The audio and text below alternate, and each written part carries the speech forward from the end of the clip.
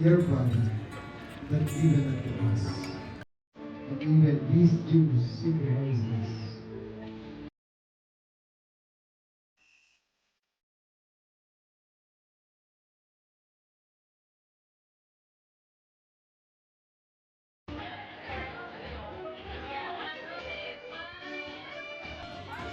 Happy Mother's Day! Happy Mother's Day!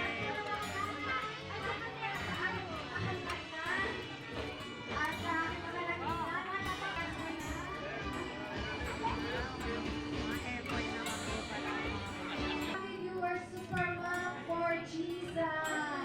Ayan. Praise God. Ayan. Praise God. Push yours. Wow. Okay, have your baby and your mommy. Say happy Mother's Day, mommy. I love you and thank God for you. You're a blessing to me. At ngayon naman po yung pinaka ng ating lahat. At sige po, susuotan kayo ng mga singles ng ating youth. Pag nagsuot kayo, pasalamatan nyo naman yung susuotan nyo. Thank you for being a mother. You did your well, you did your best. You're the best mom ever. Hallelujah. You're incomparable what you have done for your sons and daughters. I really appreciate it. 24:60, our sisters make the gate of those who hate them. Amen. So ang ating tinatawagan ko po si Sister Joanna to lead us in opening prayer.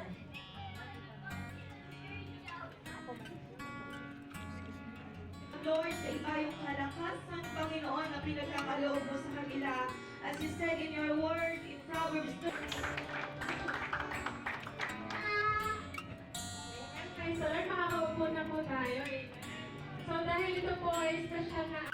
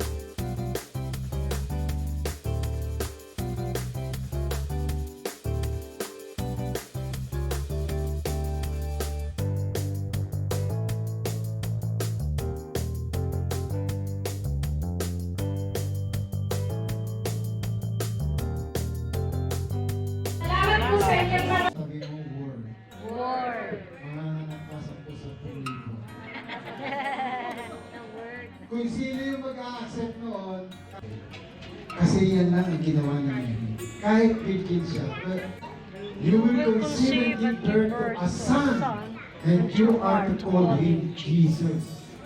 Okay, bilisan na natin. 32, he will be great and will be called the Son of the Most. How this, okay? The angel answered, the Holy Spirit. Okay, basahin mo. The angel answered, the Holy Spirit will come on you, and the power of the Most High will overshadow you. So the Holy One to be born will be called the Son of God. Kaya yung mga nanganganak, 10,000 sa church, the Holy Spirit overshadowed them. Amen? Kaya yung mga mother na makikita natin, bakit yan, wala pang ano, pero ang dami yung anak. No? Wala pang asawa, wala pang ano, virgin pa, pero ang dami ng anak. Literal. Kayo po, mga anak, di pastoral yan. Yes. Amen? So, parapakan natin ang Lord sa buhay ng inyong anak. So, makikita natin, bakit kaya ang dami no, na mga cell group na napoproduce dito? Because the Holy Spirit comes upon her. She overshadowed, no, the Holy Spirit overshadowed. Ano yung Holy Spirit? It is the Word that became flesh and dwelt among us. Kaya, kung wala kang na-accomplish na Word dito sa mundo, probably you have to ask the Lord, Lord, am I worthy to be your wife? Sa mga balo, sa mga walang anak, tingnan natin ang salita ng Diyos in para sa inyo ito, ha? Isaiah 54. Let's begin with verse 1 hanggang verse 5 lang, tapos prayer na tayo. Okay, this is for you, all of you, maging lalaki ka man. Okay? Basahin natin. Sing barren woman, you would never child. Verse the song, shout for joy, you were never in labor. Because more are the children of the desolate woman of her who was a husband, says the Lord. Okay, verse 2. Tuloy-tuloy po hanggang verse 5. Enlarge the place of your tents, stretch your tent curtains wide, do not look back. Diyan muna tayo, no? Stretch your tent. Verse 2. Sabi diyan, enlarge or extend your tent or the place of your tent. Stretch your tent curtains while you do not hold.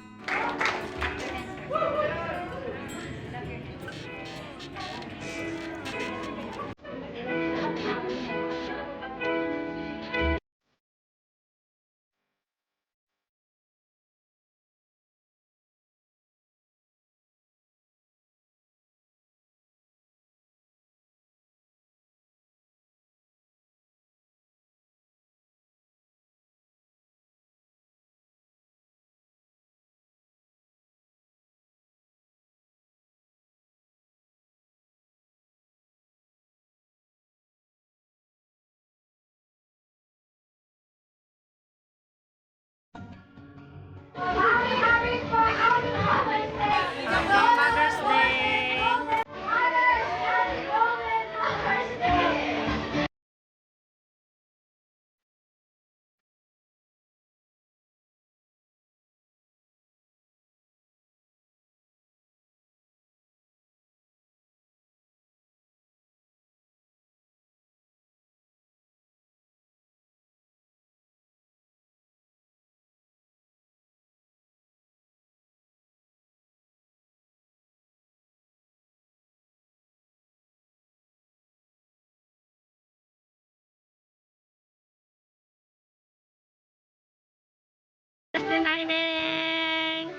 Ka-beauty!